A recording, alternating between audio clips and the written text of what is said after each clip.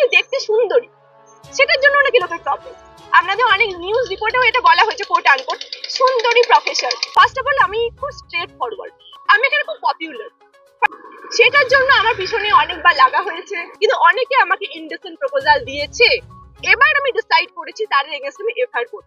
জাল নথির প্রবলেম নিয়ে, যেটা এখনো প্রমাণিত হয়নি যে সেটা কি আসলেও জাল কি জাল নয়, শুধুমাত্র সেই জিনিসটাকে একটা উছলা করে একটা বাজে কুৎসা পুরো সোশ্যাল মিডিয়া তথা Facebook, YouTube, WhatsApp, news paper অব্দি সেগুলো ছড়িয়ে বেড়াচ্ছে। রাজ্যের মুখ্যমন্ত্রী মমতা বন্দ্যোপাধ্যায়ের স্বপ্নের বিশ্ব বাংলা বিশ্ববিদ্যালয়ে জাল সার্টিফিকেট নিয়ে বিতর্ক থামার নাম নেই। সোমবার এই নিয়ে দফায় দফায় বিক্ষোভ হলো বিশ্ববিদ্যালয়ের সামনে। বিক্ষোভকারীদের দাবি, তাদের আধিকারিক ও অধ্যাপিকার বিরুদ্ধে উদ্দেশ্যপ্রণোদিতভাবে ষড়যন্ত্র করা হয়েছে।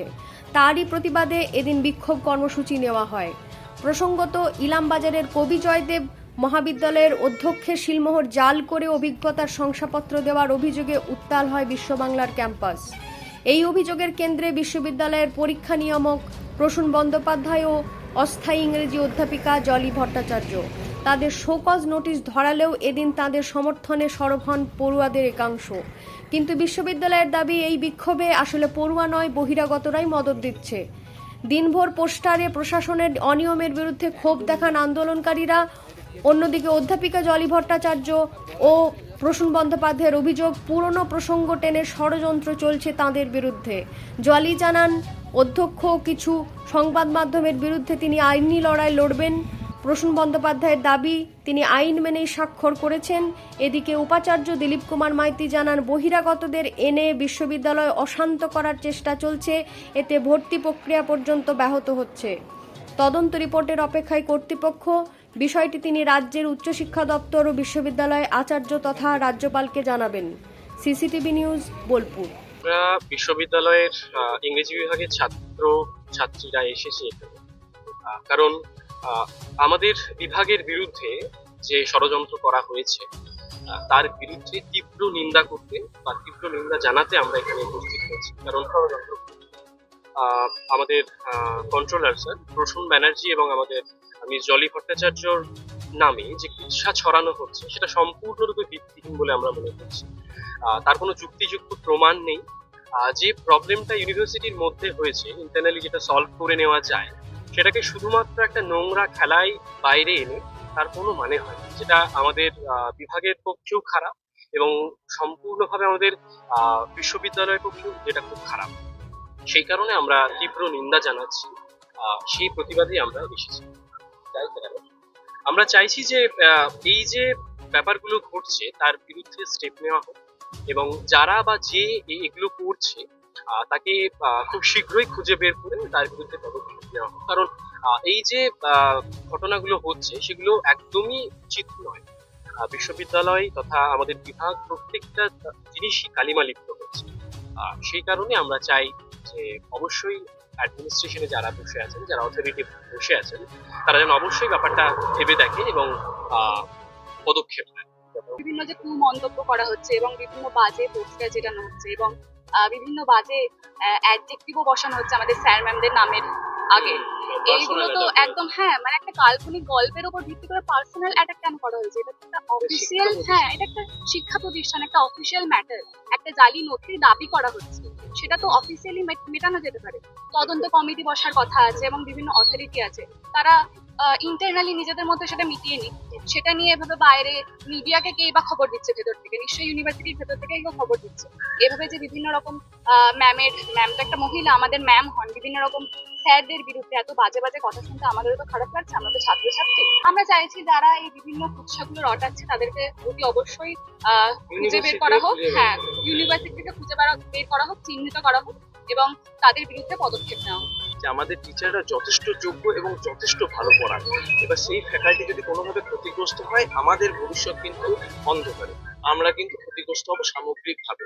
এবার যেটা গোটা ইউনিভার্সিটির পক্ষেও খুব বেদনাদায়ক।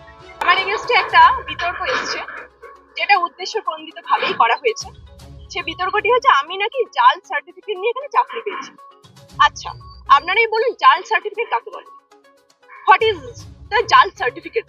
কোট আনকোট জাল সার্টিফিকেট মানে যেখানে আমি পড়াইনি সেখান থেকে কোনো সার্টিফিকেট দেওয়া হয়েছে, তাকে আমরা বলি জাল সার্টিফিকেট। কিন্তু এখানে সবাই জানে 2022 সাল থেকে আমি ইলামবাজারে কবি জয়দেব মহাবিদ্যালয়ে কর্মরত পড়াচ্ছি, গেস্ট লেকচারার হিসেবে জয়েন করেছি 2022 সালে অলমোস্ট জুলাই মাস থেকে। ওকে, এবার আমার কাছে সে অ্যাপয়েন্টমেন্ট লেটার পর্যন্ত আছে প্রিন্সিপালের দেওয়া, আমার কাছে কলেজ রুটিন আছে, তারপরে আমার কাছে ক্লাসের রেকর্ড আছে, আমার কাছে ব্যাংক স্টেটমেন্ট আছে, আমার এখানে কিছু স্টুডেন্ট আছে যারা আই উইটনেস। তাহলে আপনারাই বলুন যেখানে কি করে বলা হচ্ছে আমি জাল সার্টিফিকেট নিয়ে চাকরি পেয়েছি। আচ্ছা, 2023 সালে এবার আমি অনেক জায়গাতে চাকরির চেষ্টা করছি, অ্যাজ ইউজুয়াল আমরা যেমন চেষ্টা করি। সেই জন্য আমি একটা এক্সপিরিয়েন্স সার্টিফিকেট চেয়েছিলাম সব কবি জয়দেব মহাবিদ্যালয়, যে আমি এখানে 1 বছর পড়িয়েছি, আমাকে একটা সার্টিফিকেট দেওয়া হোক। এবার সেই সার্টিফিকেটটা যখন চাইতে গেছি তখন প্রিন্সিপাল স্যার অ্যাবসেন্ট ছিল। প্রিন্সিপাল ইনচার্জ যিনি ছিলেন তার নাম ডক্টর প্রসূন ব্যানার্জি, উনি সার্টিফিকেট দিয়েছেন। এটাকে ইস্যু করে আমাকে অনেক অপমানজনক কথা বলা হচ্ছে। কিন্তু আপনারাই বলুন যে প্রিন্সিপাল, আপনারা সবাই জানেন, আমরাও জানি যে প্রিন্সিপাল না থাকলে in the absence of principal ইনচার্জের সমস্ত রাইট আছে কোনো সার্টিফিকেট ইস্যু করা থেকে শুরু করে সমস্ত অফিসিয়াল কাজ করা। এবার আপনারা খোঁজ নিয়ে দেখুন যে উনি সেদিন প্রিন্সিপাল ইনচার্জ ছিলেন কিনা, আর সেদিন প্রিন্সিপাল স্যার অ্যাবসেন্ট ছিলেন কিনা, তাহলে ব্যাপারটা ক্লিয়ার হয়ে যায়। So this is the A to Z explanation of this issue, যে আমি সার্টিফিকেট চেয়েছি, আমি লিগালি সেটা পাই, ডিজার্ভ করি, সেটা আমাকে দেওয়া হয়েছে। সেটার বিরুদ্ধে কিছুজন চক্রান্ত করছে, বাইরের লোকজনরা অনেক হয়তো এটা বুঝছে না যে প্রিন্সিপাল ইনচার্জের সই কেন রয়েছে, অনেকে এটাও জানে না যে উনি সেদিন প্রিন্সিপাল ইনচার্জ ছিলেন কিনা। তাই everything is valid from my and. হ্যাঁ বলি, ইউনিভার্সিটির ভিতরে কিছুজন প্ল্যান করে এই ব্যাপারটা করছে, ঠিক আছে? না, স্টুডেন্টরা না, কিছু ভিতরের লোকজন, তারা স্টুডেন্ট না বাইরের লোক আমি বলতে পারছি না, সম্ভবত বহিরাগতই হবে, তারা প্ল্যান করে উদ্দেশ্যপ্রণোদিত ভাবে আমার রেপুটেশন ধ্বংস করার জন্য করছে। এবার আপনারা বলবেন কেন করছে? This is the valid question, যে কেন করছে। Point number 1, first of all আমি খুব স্ট্রেট ফরওয়ার্ড। আপনারা সবাই জানেন এটা মুখ্যমন্ত্রী ড্রিম ইউনিভার্সিটি। সেই ইউনিভার্সিটিতে যা যা কথা ওঠে, যা যা ঝামেলা চলে, আমি তীব্র প্রতিবাদ করি সামনে দাঁড়িয়ে। সেটাতে অনেকের অনেক আপত্তি আছে, সেটার জন্য আমার পিছনে অনেকবার লাগা হয়েছে, অলরেডি আমাকে অনেক রকম ভাবে ইনসাল্ট করা হয়েছে। এরপরে এই স্টেপটা তারা নিয়েছে। ভিতরে কিছুজন লোকজন আছে, অথরিটিরও কিছুজন তার সঙ্গে যুক্ত। ওকে, সেকেন্ড পয়েন্ট, আমি এখানে খুব পপুলার। এখানে আমার স্টুডেন্টরা সবাই জানে যে আমি কতটা পরিশ্রম করে ক্লাসে পড়াই। আপনারা জানেন পড়ানোর জন্য দুটো জিনিসের দরকার হয়, one is merit, second is labour. আমি দুটোই দিই। আমি এখানে স্টুডেন্টদের যথাযোগ্যভাবে পড়াই, এবার আমি সেই জন্য খুব পপুলার, এই জন্য অনেকের অনেক jealous. Thirdly, some people say that I am good looking, আমি নাকি দেখতে সুন্দরী, সেটার জন্য অনেক লোকের প্রবলেম। আপনাদের অনেক নিউজ রিপোর্টেও এটা বলা হয়েছে, কোট আনকোট, সুন্দরী প্রফেসর। আমার মনে হয় this is gender term.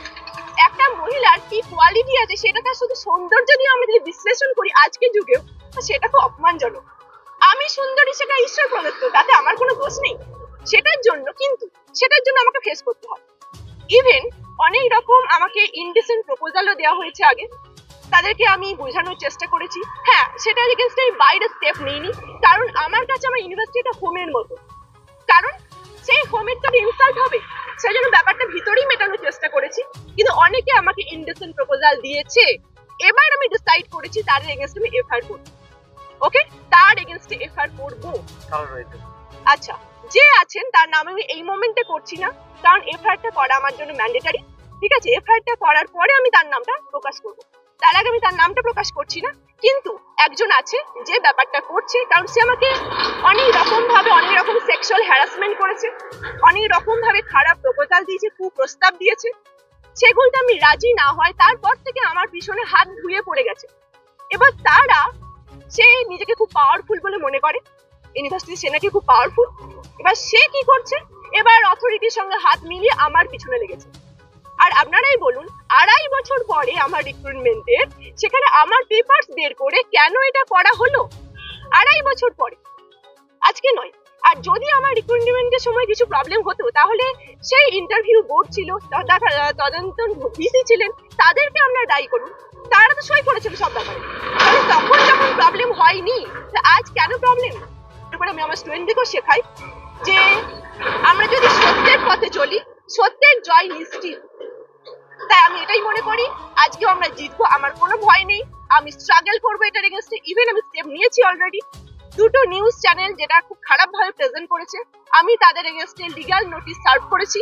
Principal sir যিনি বলছেন আমি জানি না কে সই করেছেন, এত বড় কথা উনি বলছেন, যেখানে ওনার দেওয়া অ্যাপয়েন্টমেন্ট লেটার আমার কাছে আছে, সেই জন্য আমি ওনার এগেনস্টেও লিগ্যাল নোটিশ নিয়েছি, পাঠিয়েছি। লিগ্যাল নোটিশ অলরেডি চলে গেছে, তো আমি স্টেপ নিতে শুরু করেছি, এরপর আমি বাকি স্টেপগুলোও নেব।